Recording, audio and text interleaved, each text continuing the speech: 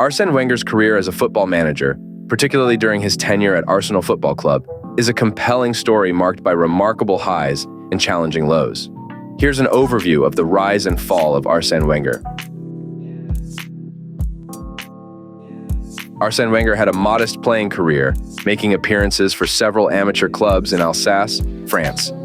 After obtaining a manager's diploma in 1981, he began his managerial career, first with an unsuccessful stint at Nancy in 1987. Wenger then joined Monaco, where he found success, winning the French League Championship in 1988 and the Coupe de France in 1991. In 1995, he moved to Japan to coach J-League side Nagoya Grampus 8, winning the Emperor's Cup and Japanese Super Cup in his only season there. Wenger's big break came in 1996 when he was appointed manager of Arsenal, a role he would hold for the next 22 years. Despite initial skepticism, Wenger went on to become Arsenal's longest-serving and most successful manager, winning multiple Premier League titles and FA Cups. Wenger's early career was shaped by his upbringing in the Alsace region, where he was introduced to football by his father, who managed the local village team. Wenger was described as a technician and strategist, even as a young player, displaying an early interest in tactics and team strategy. His time at smaller clubs like Mulhouse and AS Vauban also provided valuable managerial experience before his big move to Arsenal. When Arsène Wenger arrived at Arsenal in October 1996, many Arsenal fans were unsure about his appointment. As the Arsenal.com article states, Arsenal's fans wondered who on earth he was. A virtual unknown in English football, Wenger had much to prove when he moved from Japan to North London. The Standard article further elaborates that an Evening Standard bill poster best summed up the general reaction in English football to Arsène Wenger's appointment as Arsenal manager in September 1996. Arsène who? Even the club itself was uncertain, with an Arsenal spokeswoman saying, "It's a bit of a problem. In fact, as soon as he arrives, I think that's the first question we'll be asking. What and how would you like to be called?" So in the beginning, Wenger was a virtual unknown to Arsenal fans, who were skeptical and unsure about his ability to lead the club. However, Wenger soon dispelled any doubts. He was a different breed of manager, focusing on nutrition, new training methods, and an active role in the club's infrastructure projects like the new training ground and Emirates Stadium. On the pitch, Wenger's results vindicated his appointment. Arsène Wenger's 22-year tenure as Arsenal manager from 1996 to 2018 was a transformative period for both the club and English football. Wenger introduced revolutionary methods that changed the way the game was played and prepared for in England. Wenger emphasized scientific training methods and proper nutrition, which were groundbreaking at the time. He implemented innovative fitness regimes, recovery protocols, and strict diet plans that helped players stay at their peak and enjoy longer careers with fewer injuries. This approach set a new standard for player care and preparation in English football. Wenger's philosophy centered around attacking, possession-based football that entertained fans with its fluidity, technical skill, and creativity. He brought in talented foreign players like Petit, Vieira, Anelka, Pires, and Henry, who excelled in his system. Arsenal's dynamic play was exemplified in their 2001-2002 title-winning season and their rivalry with Sir Alex Ferguson's Manchester United.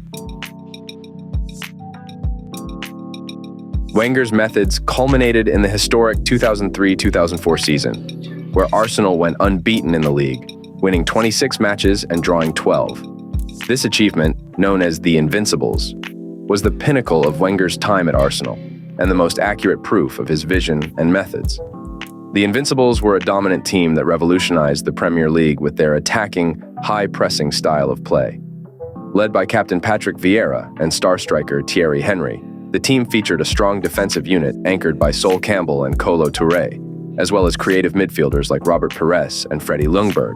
Wenger's tactical approach and emphasis on fitness and discipline were key factors behind the team's historic, unbeaten run of 49 matches across 2 seasons. He had already won multiple titles with Arsenal, but the Invincibles season cemented Wenger's legacy as one of the greatest managers in Premier League history. While the players did not fully appreciate the magnitude of their achievement at the time, The Invincibles team is now widely regarded as one of the best squads ever assembled in English football. Wenger's ability to build and motivate such a dominant team remains a source of immense pride for the club and its supporters.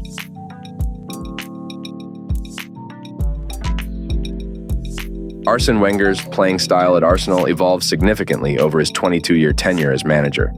Initially, Wenger focused on building a solid defensive foundation with the back four of Lee Dixon, Tony Adams, Steve Bold, and Nigel Winterburn.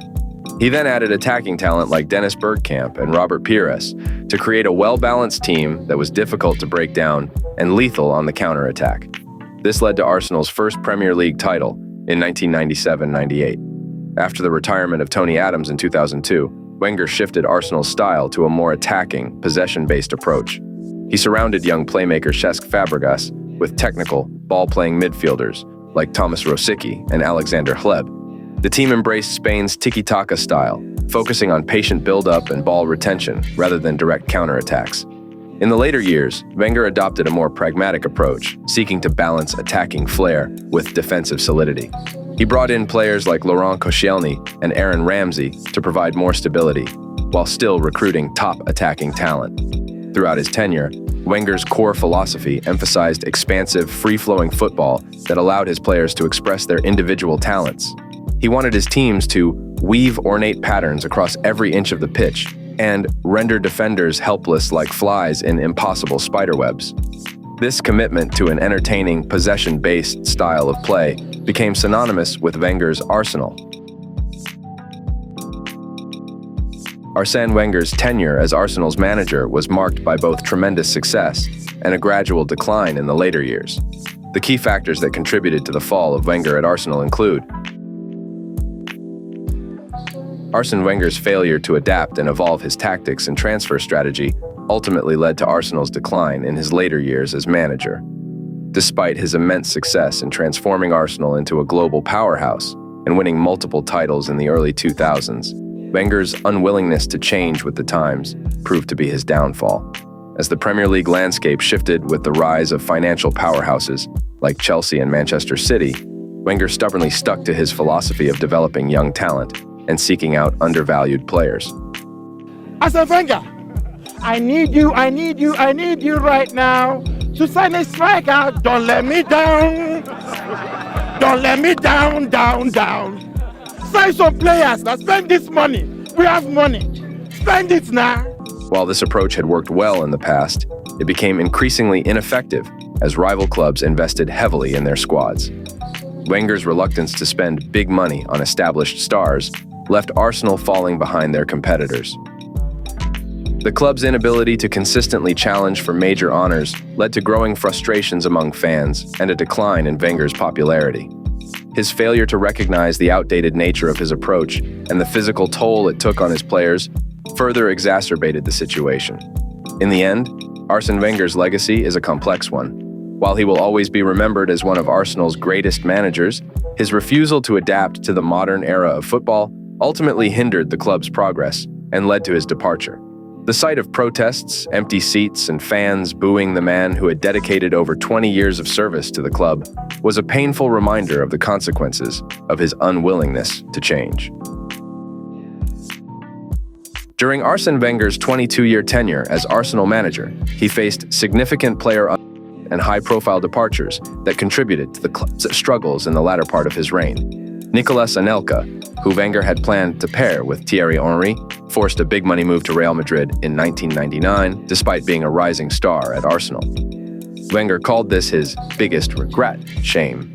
Cesc Fabregas, Robin van Persie, and Samir Nasri were among other star players who left Arsenal during this period as the club fell behind rivals like Manchester City and Chelsea. Wenger's preparations for the 2011-12 season were disrupted by player unrest, with Fabregas moving to Barcelona and Nasri joining Manchester City. Arsenal suffered an 8-2 thrashing by Manchester United in August 2011, their worst defeat in 101 years, as the team struggled with the doors. By the 2017-18 season, Arsenal's poor away form and lack of progress led to growing fan protests, with the Emirates Stadium having 20,000 empty seats for Premier League games as fans became fed up. The loss of key players and resulting instability contributed to Arsenal's inability to compete for major trophies in the latter years of Wenger's tenure. Despite him breaking the club's transfer record to sign Alexandre Lacazette and Pierre-Emerick Aubameyang, Wenger faced increasing pressure and criticism from Arsenal's board and supporters, which he described as justified and very brutal. This created a toxic environment that contributed to the team's decline. Arsène Wenger has expressed that the hostility he faced from a section of Arsenal's fans and board during his tenure as manager was unjustified. Wenger stated that he felt he had built up the club and guided it through a sensitive period, yet still faced intense criticism and hostility from some supporters and members of the board. Wenger revealed that he rejected offers from other top clubs like Real Madrid, Juventus, and Manchester United to stay at Arsenal, despite the difficult environment. He defended the club and its owners, the Kroenkes, from criticism, even as he absorbed much of it himself. Wenger was particularly critical of the club's decision to lay off 55 staff members, including the highly regarded chief scout Francis Carjagao, which Wenger felt was not financially necessary for the club's subsequent spending in the transfer market. Overall, Wenger felt the hostility he faced was unwarranted given his long service and achievements at Arsenal. In summary, Wenger's inability to adapt his method, failure to invest in the squad, and the growing discontent within the club all contributed to the downfall of his otherwise illustrious tenure at Arsenal. Arsène Wenger's departure from Arsenal was a complex and emotional event, driven by a combination of personal choice and pressure from the club's board. Wenger had long maintained his intention to fulfill a year on his contract, but growing concerns over the team's poor performance and dwindling fan attendance led the Arsenal board to initiate a succession plan. Sensing the board's potential move to terminate his contract, Wenger chose to leave on his own terms, ensuring a smooth transition and avoiding the embarrassment of a forced exit. The announcement came as a shock to the players, who were accustomed to Wenger's assurances of staying. However, Wenger felt the heat from the boardroom and decided to depart, expressing his gratitude for the opportunity to serve Arsenal and his hope to win the Europa League title before leaving. Arsenal's supporters, who had been divided in their feelings towards Wenger, reacted with an outpouring of affection upon the news. The timing of the announcement was intended to galvanize the team and fans for the Europa League campaign. Arsène Wenger's legacy as Arsenal manager is one of immense impact and influence that extended far beyond the club. Wenger broke a 97-year record by leading Arsenal to 7 FA Cup titles, a feat that is unlikely to be matched. He was a pioneer in introducing new training and fitness regimes that were revolutionary in English football at the time. Wenger also had a transformative impact on perceptions of African footballers, actively recruiting and developing talented players from the continent when others were reluctant to do so. This helped inspire a surge of support for Arsenal across Africa, particularly in Nigeria.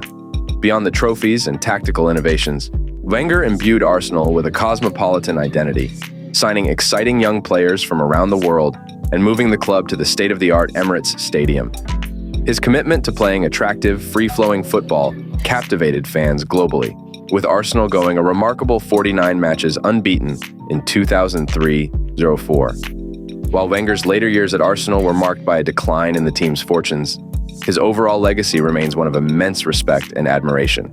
He was a pioneering figure who left an indelible mark on the game, changing perceptions and paving the way for the modern globalization of football.